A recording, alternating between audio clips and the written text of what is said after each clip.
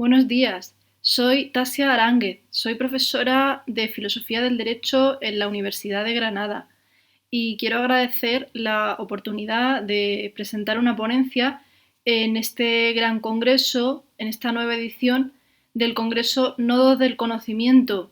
El Congreso Nodos del Conocimiento es uno de los mayores encuentros científicos que tienen lugar en lengua castellana. Así que para mí representa una oportunidad poder estar en esta ocasión presentando esta ponencia. El tema que he traído es un tema muy importante y además del que se va a hablar mucho estas semanas porque es el tema de la violencia machista y de las medidas urgentes que tenemos que tomar como sociedad, que se tienen que tomar a nivel legislativo, a nivel de políticas públicas, para erradicar esta manifestación, esta terrible manifestación de violencia. Dentro de las medidas que voy a proponer, algunas de ellas, la mayoría de ellas, son medidas que ya vienen en el Pacto de Estado que todas las fuerzas políticas firmaron en el año 2017. Ahí figuran múltiples compromisos que adoptaron las fuerzas políticas para erradicar la violencia machista. La mayoría de esos compromisos todavía no se han cumplido. Otras de estas medidas están inspiradas por este pacto de Estado, pero lo que he hecho es completarlas allí donde creo que se ha quedado corto ese pacto de Estado, comparándolo con lo que realmente piden las víctimas y cuáles son sus necesidades en las asociaciones en el día a día. Porque yo soy integrante, formo parte colaboro con la Asociación de Víctimas de Violencia Machista La Bolaera. En esta asociación, pues escucho todos los testimonios y los diagnósticos que se hacen de la situación y hay algunas medidas del Pacto de Estado que se quedan cortas para dar respuesta a esos problemas.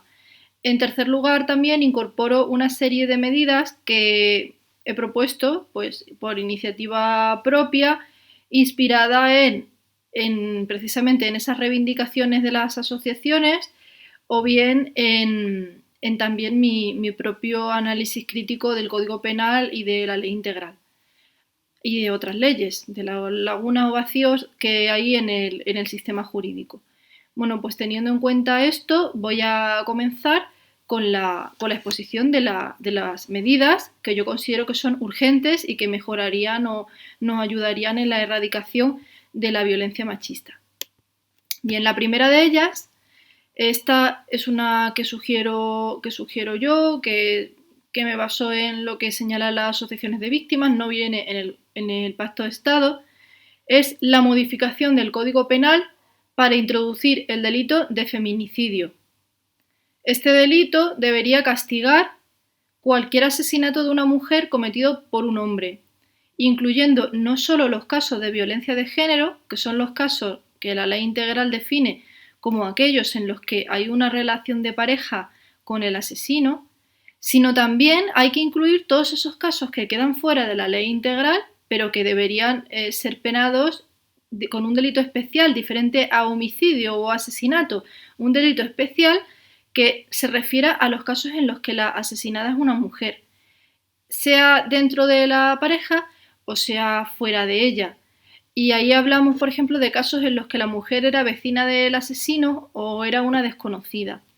Es verdad que el Pacto de Estado sí se compromete a contabilizar como víctimas de violencia machista a las mujeres asesinadas fuera del ámbito de la pareja, también en cumplimiento del Convenio de Estambul.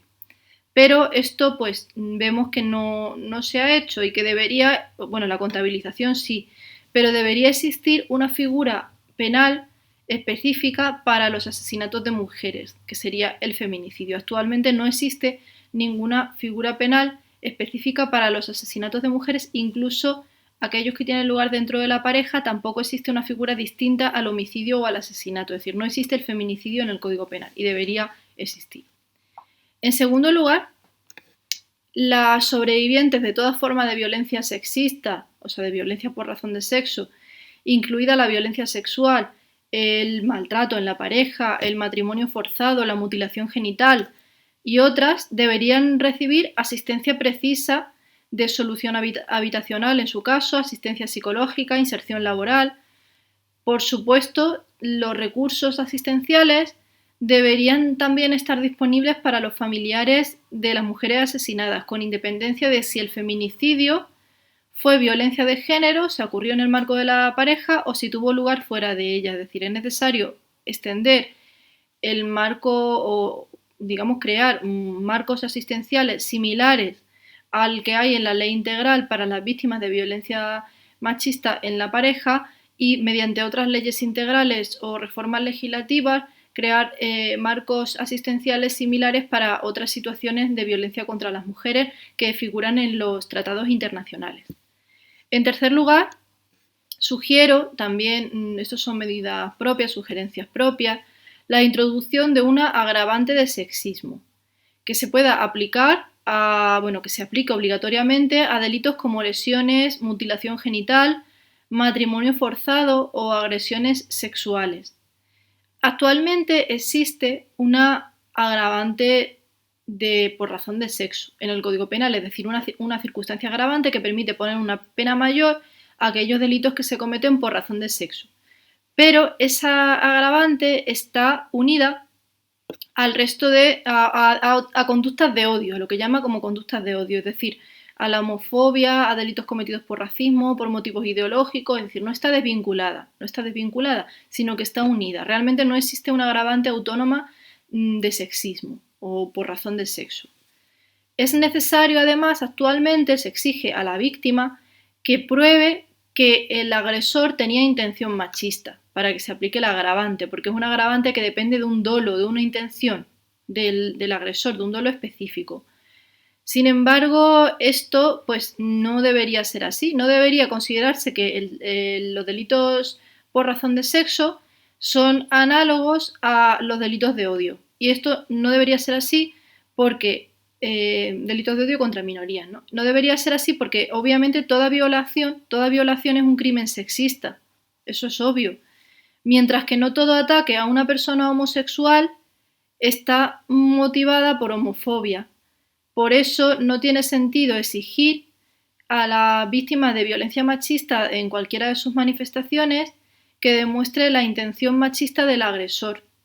Porque el patriarcado, la violencia contra las mujeres es un problema estructural, un problema inadvertido, no exige un dolo específico por parte del agresor. Es necesario que exista una agravante autónoma del sexismo que reconozca así la particularidad de este fenómeno y que es único y no análogo a ningún otro tipo de discriminación social basada en prejuicios, porque estamos hablando de una violencia de tipo estructural, en el caso de la que sufrimos las mujeres por el hecho de serlo. En cuarto lugar, sugiero también, como una de las medidas propias que sugiero, es acabar con el lenguaje masculino genérico en el Código Penal, porque es absurdo que la violación o los delitos sexuales se planteen como si el sexo de la víctima no fuera relevante. Ahora mismo el Código Penal utiliza siempre un lenguaje neutral al sexo en el que parece que no hay motivaciones sexistas y no hay patrones sexistas en determinados delitos. Debería de algún modo en el Código Penal notarse o percibirse cuando estamos hablando de delitos que sufren abrumadoramente más las mujeres. Entonces, lingüísticamente, esto genera una sensación de que no nos damos cuenta de que existe esta estructura de dominación a la que llamamos el patriarcado. En quinto lugar, sería necesario mantener el blindaje, y esta medida es muy importante, el blindaje de la especificidad de la violencia de género. Ya el Tribunal Constitucional ha blindado, y también nuestro Tribunal Supremo, los sujetos activo y pasivo de esta violencia. Cuando hablamos de violencia de género nos referimos a la violencia dentro de la pareja. El agresor, según el Constitucional y la ley integral, solo puede ser un hombre y la víctima solo puede ser una mujer, de modo que no cabe confundir la violencia de género con otras formas de violencia, como sería el caso de la violencia doméstica que tiene lugar entre familiares. Por ejemplo, un abuelo que pega a su nieta o una nieta que pega a su abuelo. Eso no es violencia de género, es otro tipo de violencia. La violencia doméstica es ejercida por mujeres contra hombres. Eso también, o sea, hay también violencia doméstica cuando es la mujer la que agrede a su pareja hombre, que a veces se dice, bueno, ¿y qué pasa si es la mujer la que asesina a su pareja hombre? Es que eso no tiene importancia. Sí la tiene. El Código Penal recoge la figura de la violencia doméstica, pero es algo diferente a la violencia de género, porque tiene unas raíces y unas causas sociales totalmente distintas. También aquí en la violencia doméstica incluiríamos la violencia dentro de una pareja homosexual. Y también incluimos la violencia doméstica que tenga lugar de parte de la pareja contra personas transgénero registradas como hombres o hombres que se autodeclaran no binarios. Y también, además de la violencia doméstica, hay otra figura que es el delito de odio. El delito de odio puede tener lugar contra una minoría sexual. Por ejemplo, contra una persona por ser trans o travesti o por ser homosexual, contra un hombre puede tener lugar. Pero esto debe distinguirse de los delitos que tienen lugar por razón de sexo. Y en concreto, en el marco de la pareja debemos distinguir con toda claridad entre la violencia de género, que es la que tiene lugar contra una mujer, es decir, una registrada en el registro civil como mujer, y aquella violencia que tiene lugar entre hombres o contra un hombre. De modo que la violencia de género no es violencia a secas, ni es violencia de personas contra personas. La violencia de género es la manifestación de la desigualdad estructural y la jerarquía histórica de los hombres sobre las mujeres, y así se define en la Declaración contra la Violencia de las Mujeres, sufrida por las mujeres de la ONU de 1993. Entonces, además, nuestra jurisprudencia y nuestra ley integral señala que esa violencia, esa manifestación estructural de la desigualdad de los hombres sobre las mujeres, se manifiesta con especial intensidad en el marco de la pareja, donde el hombre considera a la mujer carente de la mínima dignidad, autonomía y libertad que una persona necesita para tener una vida digna. Habría que plantearse, además, modificar, quizá, ¿no? Por este motivo, modificar el término empleado en la ley integral, violencia de género, por un término quizá más claro, que refleje mejor lo que quiere decir, como violencia contra las mujeres en el ámbito de la pareja. Porque lo que está pasando es que hay un equívoco social y muchas personas piensan, por ejemplo, que un hombre homosexual puede ser víctima de violencia de género. Porque, claro, dices que también es víctima de estereotipos de género, pero estamos hablando, cuando hablamos de la violencia de género, de un fenómeno que tiene lugar por razón de sexo y es un fenómeno único que no es extrapolable a ningún otro fenómeno de violencia de la sociedad. Otra medida que sugiero y que está prevista en la reforma de la Ley de Libertad Sexual es el paso del no es no al solo sí es sí en materia de delitos sexuales. ¿Esto qué significa? Bueno, como explica Susana Gisbert, la exfiscal de violencia de género de Valencia, si tú estás en un bar y alguien te hurta el móvil que tenías sobre la mesa, ya se presume de entrada que tú no querías darle tu móvil a un desconocido. ¿Por qué en las violaciones se presume que la víctima quería sexo? Porque es ella la que tiene que probar que no quería. Eso es una circunstancia anómala. Estamos sospechando de entrada que las mujeres, todas las mujeres dan su consentimiento sexual, lo estamos presumiendo.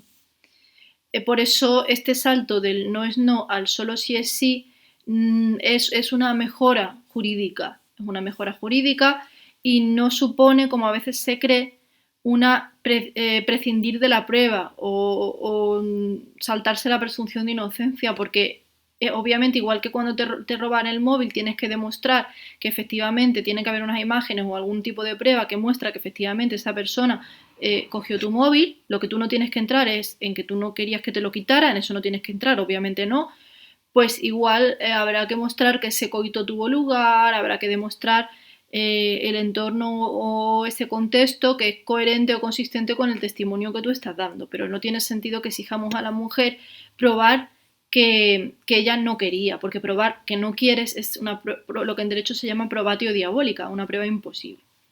Luego, en séptimo lugar, también está previsto por la Ley de Libertad Sexual la agresión sexual de una mujer inconsciente, drogada o tan atemorizada que no tiene fuerzas para decir que no quiere, debe ser castigada igual que una agresión sexual con una resistencia activa, porque la agresión sexual de una mujer inconsciente no puede considerarse abuso sexual, como si solamente la hubiera tocado y no la hubiera penetrado o no la hubiera violado. Es decir, el hecho de que esté inconsciente no le resta gravedad al delito ni hace que deje de ser una violación, tal y como la gente de la calle lo entiende. Entonces la ley tiene que ser consistente con lo que la gente de la calle piensa que es, para que todo se base en la seguridad jurídica y no lleguemos a situaciones absurdas, ¿no? Como que consideremos menos grave pues, una violación cometida con burundanga. La octava medida es que esto viene en el Pacto de Estado, aunque no de manera tan detallada, viene que hay que hacer una ley contra la trata, y yo lo que señalo, bueno, es que es urgente la aprobación de una ley abolicionista de la prostitución, que tenga las siguientes medidas: inserción laboral y ayudas integrales para las víctimas de toda forma de prostitución, eso es fundamental en una legislación abolicionista; considerar la prostitución una forma de violencia contra las mujeres; eliminar las multas a las mujeres prostituidas; establecer multas a los consumidores de prostitución sin importar que sea prostitución callejera, en pisos, en hoteles o en prostíbulos. Todos los consumidores de prostitución tienen que ser multados, recibir esas multas en sus casas, que suele ser muy disuasorio de su actuación. Educación y concienciación social para que los hombres dejen de comprar prostitución. Prohibición de la publicidad de prostitución. Prohibición del proxenetismo, es decir, de todo aprovechamiento de la prostitución ajena, sin que se exija, como ahora, que se pruebe una especial vulnerabilidad de la víctima o una relación de jerarquía y violencia. Eso no se tiene que probar. Todo aprovechamiento de la prostitución ajena debe ser considerado proxenetismo. Y la tercería locativa se tiene también que castigar. La tercería locativa nos referimos a aquellas personas que alquilan pisos o habitaciones en las que se prostituye a mujeres. Entonces, todas estas circunstancias deben formar parte de una ley abolicionista de la prostitución, una ley integral que demanda la sociedad y a la que se ha comprometido el gobierno y tiene que salir, porque la estamos esperando. La novena medida es incluir desde la educación primaria hasta la universidad la prevención del sexismo, de la violencia machista y de la violencia sexual. Es necesario promover activamente y sin ambages el abandono del consumo de pornografía, porque el porno es una escuela de la violación para la juventud y está generando enormes problemas y es incompatible con la dignidad que las mujeres merecemos.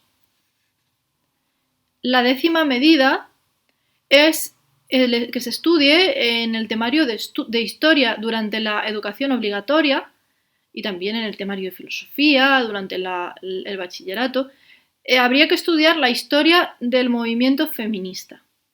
El profesorado también debe estudiarlo para las oposiciones y en el máster de profesorado. Los contenidos de la historia del feminismo son contenidos básicos que cualquier estudio de la historia debería contener y no ignorar, como está ocurriendo o como ha ocurrido hasta ahora en los planes de estudio. La medida 11 que propongo, estas medidas que estoy diciendo ya bien si figuran en el Pacto de Estado tal cual. La medida número 11 es establecer la obligatoriedad de que los centros educativos tengan un protocolo y personas responsables de garantizar la coeducación. ¿Qué es la coeducación? Es un modelo de educación igualitaria entre chicos y chicas. Es decir, que, por ejemplo, los espacios de ese centro no estén divididos, que los chicos no monopolicen el espacio con la actividad del fútbol, que esos chicos y esas chicas pues reciban una educación igual, que se utilice un lenguaje no sexista, que no excluya a las mujeres, que no digan siempre chicos, venid aquí, sino que se utilice un lenguaje que también mencione a las mujeres y no las excluya y que, por supuesto, todos los temarios contengan mujeres, presencia activa de las mujeres en todas las disciplinas para no generar la impresión de la ausencia de las mujeres en la historia y de la imposibilidad de nosotras de lograr llegar a donde queramos. Es muy importante que figuremos en los temarios, que aparezcamos y que se vea que las mujeres pueden hacer cualquier cosa que se propongan, igual que los hombres. La medida número 12, también del Pacto de Estado, es promover en las televisiones, mediante organismos de corregulación, contenidos que no presenten una imagen estereotipada de las mujeres, combatiendo la cosificación femenina, los prejuicios sexistas y la violencia machista. En las carreras de periodismo y de comunicación debe aprenderse cómo realizar un correcto tratamiento de las noticias de violencia machista, humanizando a las víctimas, dando cobertura suficiente a la noticia y no tratando a las víctimas como si fueran números. Por supuesto, poniéndoles nombre, tanto a la víctima como al agresor, tratando como trataríamos un caso de terrorismo. Eso es lo que está exigiendo la sociedad civil. La medida número 13 es la formación en igualdad y en detección de la violencia machista en los estudios de las profesiones sanitarias, porque se están encontrando dificultades para identificar, prevenir y denunciar la violencia machista cuando está ocurriendo y llega a los centros de salud y se ve allí. La medida 14 es establecer planes de formación estable y evaluable para la judicatura, los profesionales de la Administración de Justicia, los equipos psicosociales, la abogacía de oficio y las fuerzas y cuerpos de seguridad del Estado. Por supuesto, estamos hablando de una formación en violencia machista. Estos contenidos deben ser también materia en las oposiciones de todas estas funciones públicas y se debe introducir una oposición específica dentro de la carrera judicial para la promoción interna a los juzgados de violencia contra las mujeres y, por supuesto, también para la promoción interna de las demás profesiones jurídicas, no solo de la judicatura. El punto número 15 consiste en una obligación que viene en el Pacto de Estado de recoger datos de los niños y niñas huérfanos de violencia de género. De estos menores debe saberse cuál es su edad, el régimen de tutela, dónde viven, su nivel socioeducativo, si están recibiendo tanto ellos como las personas que los cuidan la asistencia psicológica que puedan necesitar, si tienen oportunidades suficientes de estudio o si tienen una discapacidad. Todo eso hay que tenerlo bien identificado, hay que tener una lista elaborada de estas víctimas para poder, estos niños huérfanos y niñas huérfanas, para poder atenderles adecuadamente en sus necesidades y que la administración tenga un control de a dónde tiene que destinar recursos de urgencia. La medida número 16 es que hay que reconocer a las mujeres la condición de víctimas sin necesidad de que denuncien. Todavía hay muy pocas instituciones que están emitiendo informes que acrediten que una mujer es una víctima de violencia machista. Entonces, para la mujer es muy importante acceder a todos los recursos asistenciales que se le ofrecen sin que tenga que denunciar, que ya esos recursos asistenciales no exigen denuncia, pero la mayoría de las mujeres no lo saben y casi ninguna institución las acredita como víctimas. Entonces hay que aumentar las instituciones que pueden acreditar esta condición. Y la policía y la abogacía de oficio debe explicar a las víctimas que acuden a denunciar que los recursos asistenciales no dependen de la denuncia o de lo que ocurra con ella. Es decir, que puede acceder a unos recursos sin denunciar. Eso es importante porque muchas víctimas no denuncian o denuncian y luego no van a proseguir con ese proceso. La medida número 17 es disponer de una sola ventanilla, de toda la información necesaria sobre los recursos disponibles y, en su caso, sobre el procedimiento judicial, si la mujer va a denunciar y va a iniciar la vía judicial. Hay que evitar que la mujer tenga que recorrer numerosas administraciones contando su historia una y otra vez para poder acceder a los distintos recursos. La medida número 18 es una medida, como casi todas las que estamos viendo, que viene en el Pacto de Estado, que es que las funcionarias víctimas de violencia de género deben poder cambiar de destino, si así lo piden. También hay que facilitar el teletrabajo en las empresas privadas y en la administración como una medida a disposición de las trabajadoras víctimas de violencia de género que lo soliciten. Y hay que promover las cuotas de reserva de empleo, análoga a la de las personas con discapacidad, ¿no?, en las administraciones públicas para las víctimas de violencia de género. Porque yo no conozco ninguna víctima que haya entrado a trabajar en una administración pública por una cuota de empleo para víctimas. Entonces, ¿qué está pasando con esas cuotas que se prometieron? ¿Por qué no se están haciendo efectivo? ¿Qué está fallando ahí? Pues me gustaría saberlo, porque hay muchas víctimas en una situación de miseria y de necesidad extrema, y también hijos e hijas de víctimas que son huérfanos y que se encuentran en situaciones terribles, y estos recursos yo no estoy viendo que estén llegando.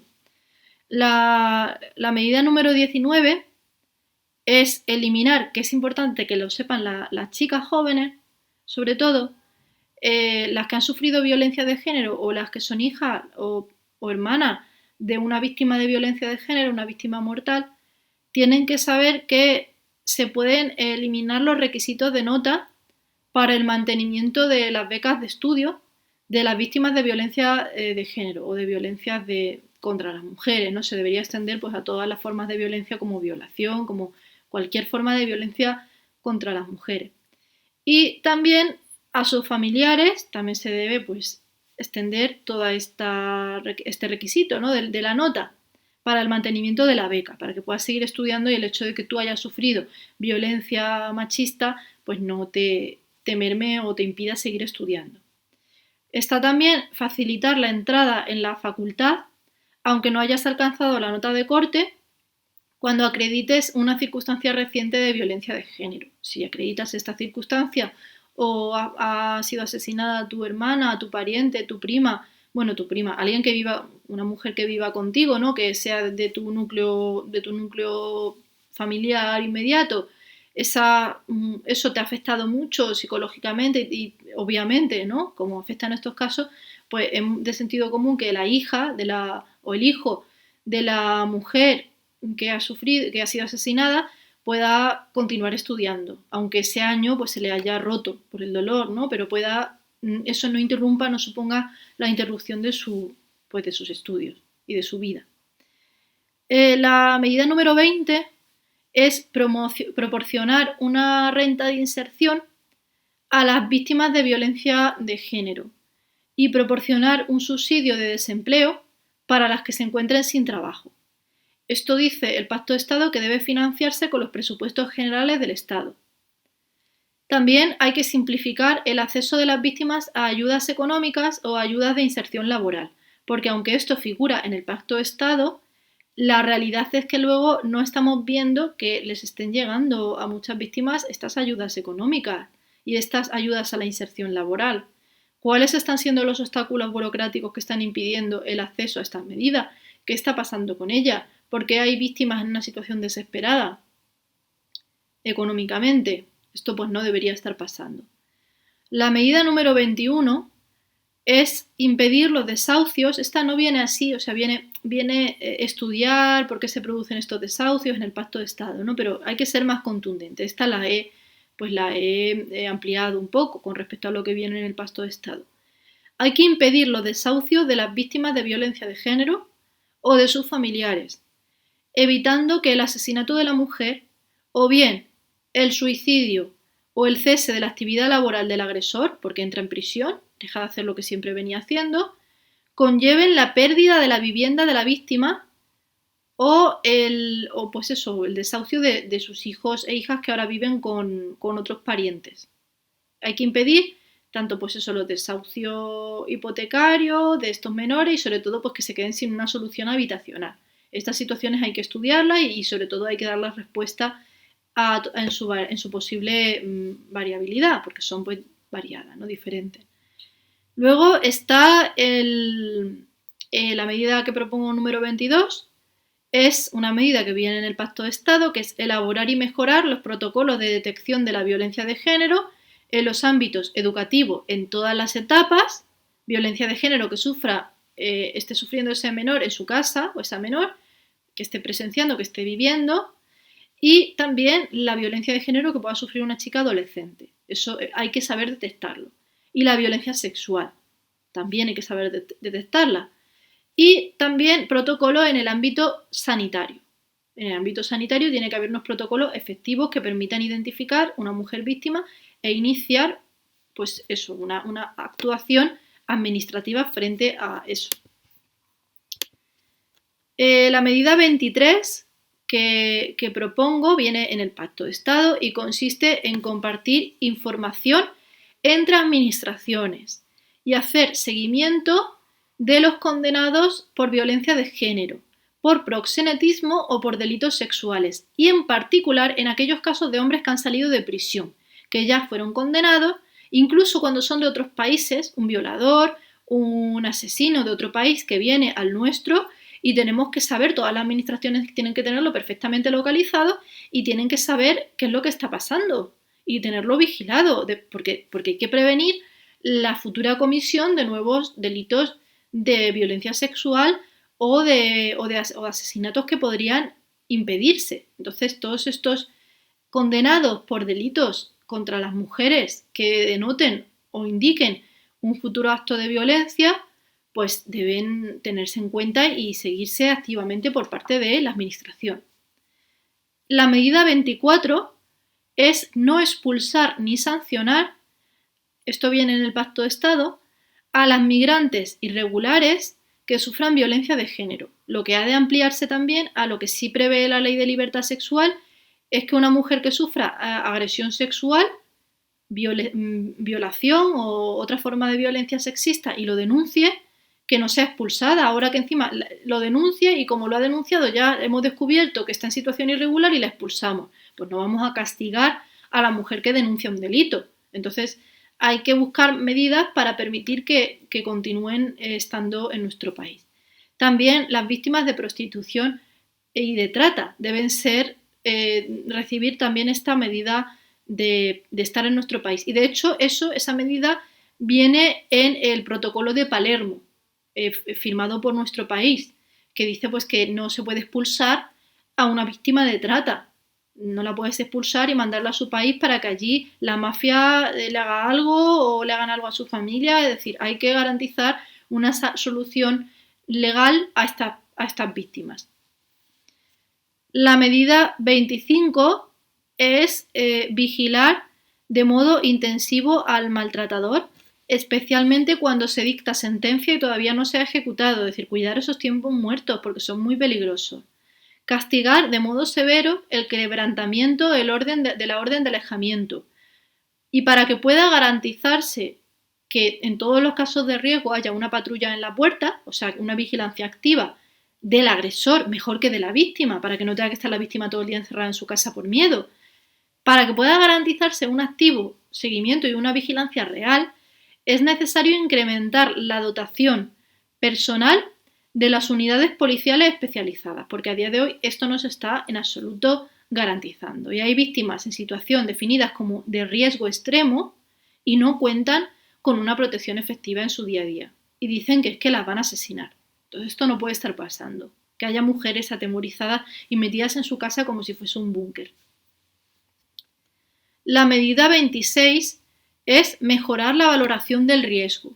Mejorar la valoración del riesgo para lograr que se dicten más órdenes de protección y que no se subestime la peligrosidad de los agresores.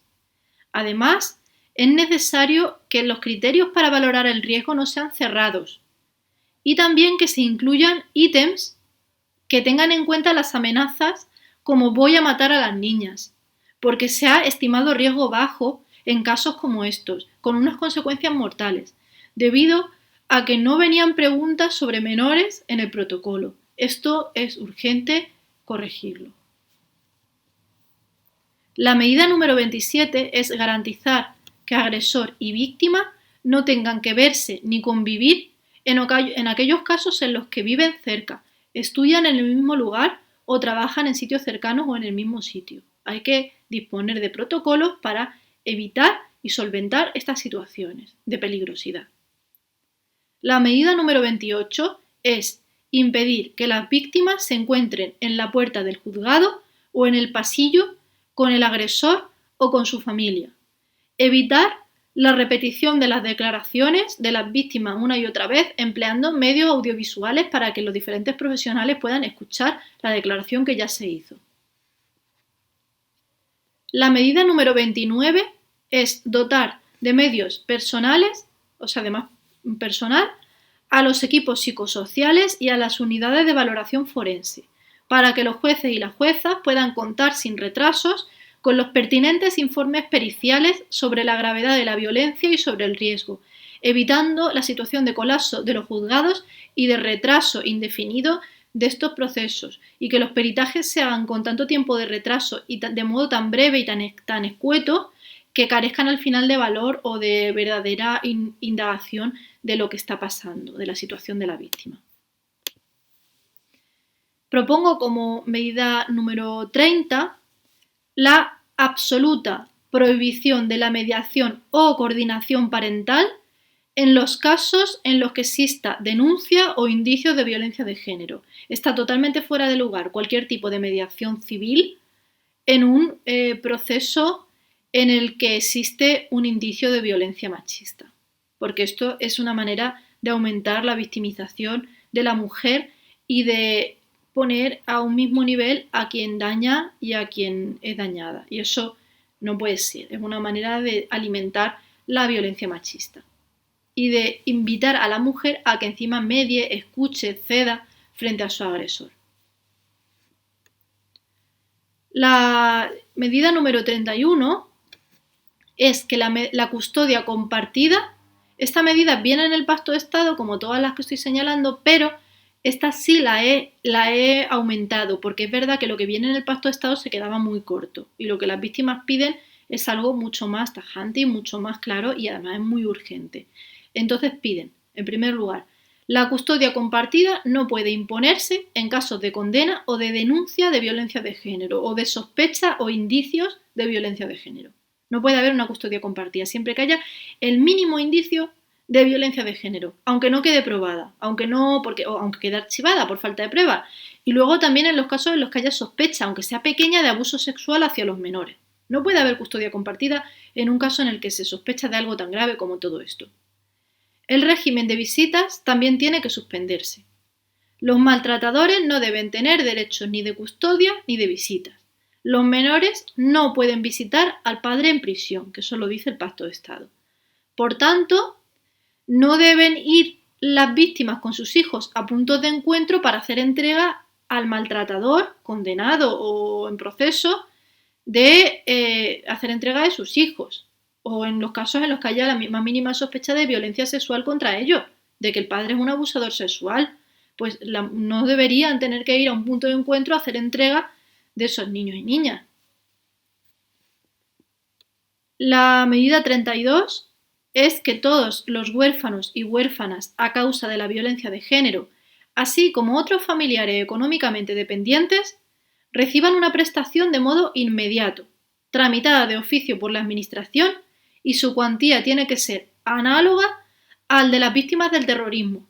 Tiene que hacerse seguimiento activo de la situación de estos menores huérfanos, impidiendo que sufran desahucios, trauma, desatención, maltrato, pobreza o abandono escolar. Esta protección tiene que extenderse a situaciones análogas, como los casos en los que el padre está en prisión tras asesinar a la madre y aquellos en los que el padre se suicide y la madre quede gravemente herida. Propongo una medida 33, que es que si hay una condena, que está bien en el Pacto de Estado esta medida, si hay una condena o un procedimiento iniciado por violencia de género o por abuso sexual de los menores, agresión sexual del padre contra sus hijos, la madre no debe necesitar la firma del padre para realizar una intervención psicológica del menor, un examen médico, una prueba pericial. Es absurdo que el padre encima tenga que firmar y dar su consentimiento para que el niño o la niña pueda acceder a esos servicios que necesita y que son necesarios para el esclarecimiento de los hechos. La medida 34 es la modificación de las leyes para que las mujeres no sean castigadas penalmente por sustracción internacional de menores en aquellos casos en los que le ha dicho una sentencia que tiene que entregar los hijos al padre, pero existe una condena previa por violencia de género o un procedimiento abierto por violencia de género o por abuso sexual de menores. Las madres no pueden ser condenadas por sustracción internacional de menores. Esta medida está en el Pacto de Estado y hay que cumplirla y legislarla para que esta situación flagrante no pueda seguir pasando, de que al final la condenada sea la mujer, pierda ella la custodia, tenga que entregársela al padre y el padre siga abusando de la niña o del niño menor de edad. Eso es una barbaridad. Como medida 35, propongo incorporar como personas, esto viene en el Pacto de Estado, como personas beneficiarias del derecho de preferencia al acceso a vivienda protegida a quienes tengan la patria potestad o la tutela del menor huérfano. Por ejemplo, si hay un menor y está con su abuela, la abuela no debería sufrir un desahucio. Debería poder acceder a una vivienda protegida en caso de necesitarlo, ¿no? Esta abuela que está cuidando de este menor que ha quedado huérfano. Estas situaciones son reales, las estamos viendo y estos desahucios son terribles para estos niños y niñas. Entonces hay que impedir que estas cosas pasen. La medida 36, estas son medidas ya de la Asociación La Bolaera, sugeridas por la Asociación La Bolaera. Una de ellas es la 36. La 36 dice: abandonar el modelo de gestión privada de la asistencia a la violencia de género.